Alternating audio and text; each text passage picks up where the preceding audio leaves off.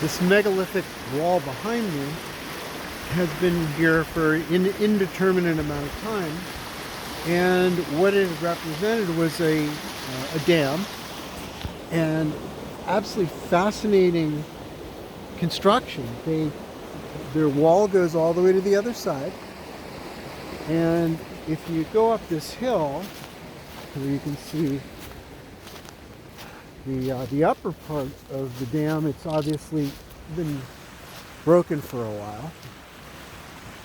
Nevertheless, if I can make my way through the wineberry thorns, you can see what's remaining of this ancient wall that we don't really know what they were using it for. However, we can theorize. So if I climb up to the top of the wall, what's quite fascinating is that they created a ditch about 20 feet above the river. Could be less.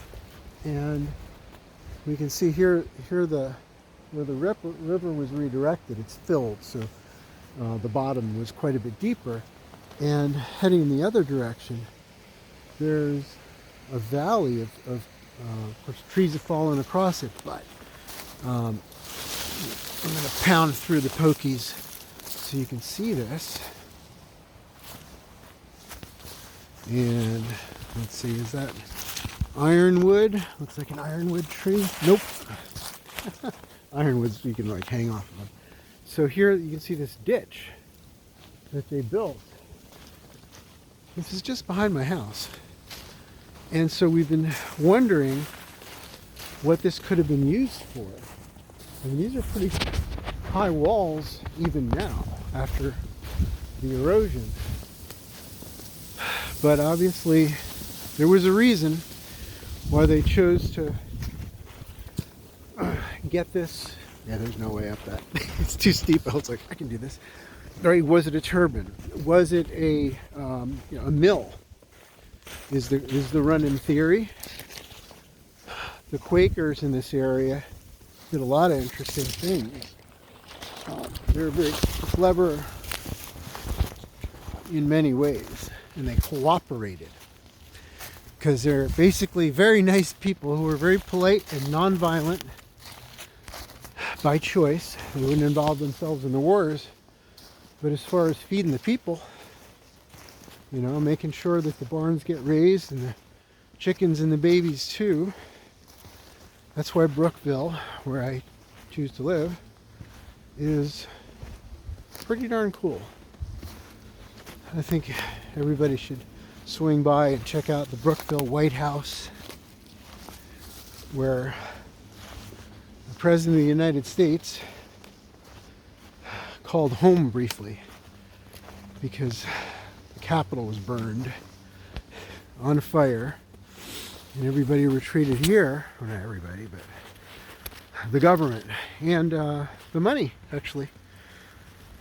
They took documents. They were,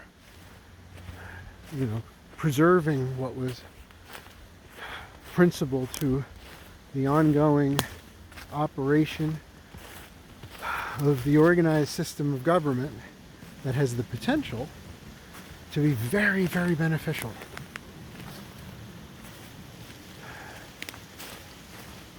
And so we rebuilt. We rebuilt our government despite the fact that the ship flipped over.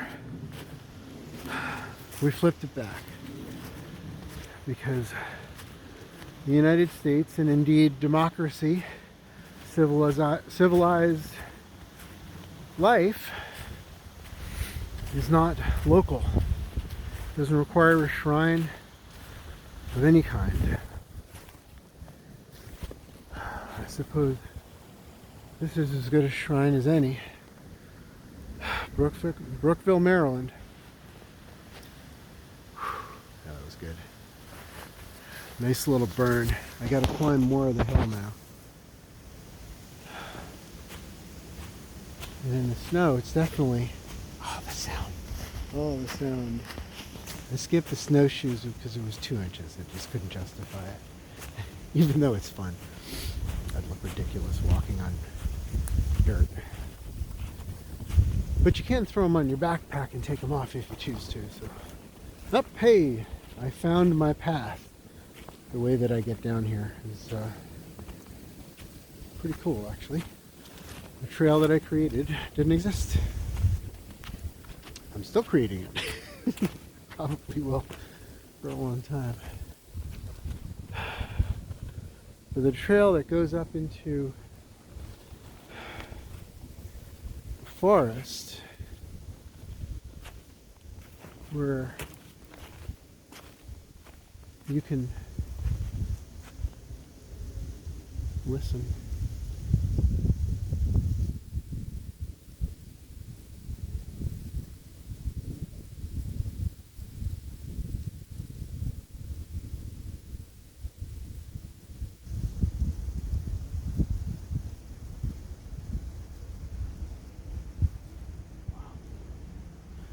You feel thankful right now? I do.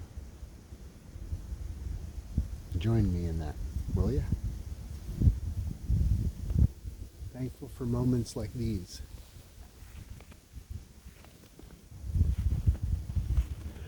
Moments where we can cease our thinking.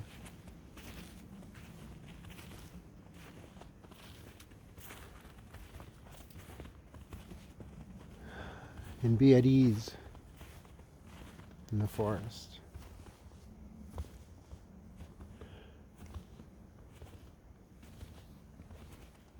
And observant.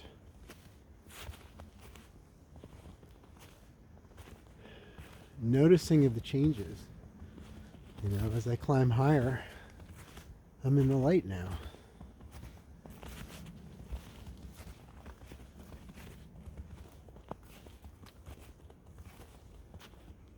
The sun is high up in the sky relative to me. It doesn't take a lot of hiking upward to extend a sunset or even renew one. Oh, I can hear Canada geese. We call them Canadian honkers. A lot of the birds from the far north only get this far, but Virginia is kind of seems to be the line mostly.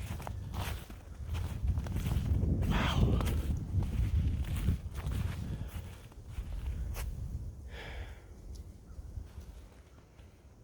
It's not a nothing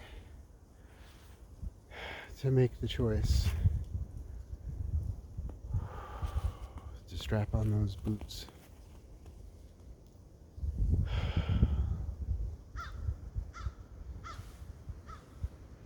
I think that's an agreement from all the people of the earth. Of the earth. The humans are not completely of the earth sometimes in their mindset. We've got to work on that. We have to rejoin the community and be a better neighbor. We are one species of many, and if we don't work together to create homeostatic balance, it's a little harder to stay alive, you know, as a species and as a planet. And we have the power, and have demonstrated the power to make a mess of things. Congratulations. But it's a lot easier to destroy a dollhouse than it is to build it. And in this case, the dollhouse was built when we got here. The ecosystem was thriving. And then conscious beings made choices that resulted in monoculture. Take a walk in monoculture. So that was the forest. It's very nice. But in crop fields, there's pretty much only one thing growing.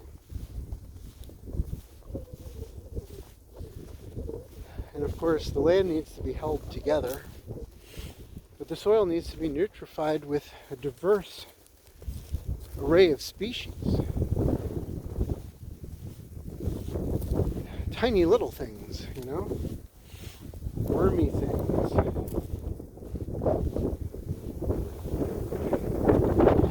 And buzzing things.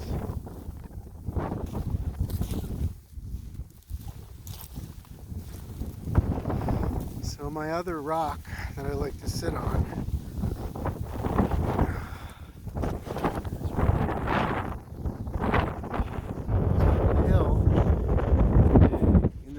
middle of monoculture.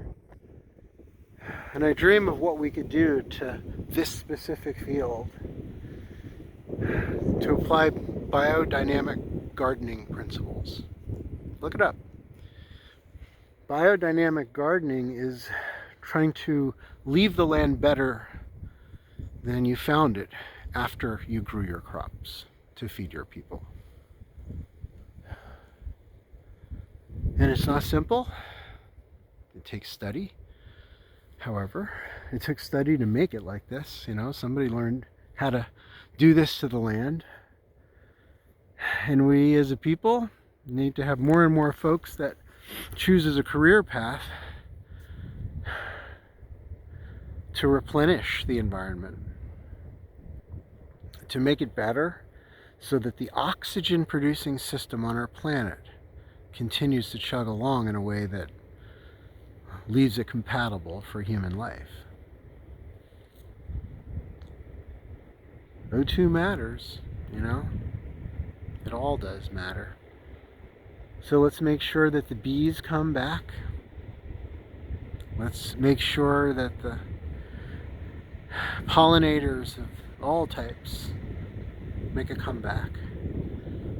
And let's diversify our fields in ways that are not just nitrogen fixing, but biofixing.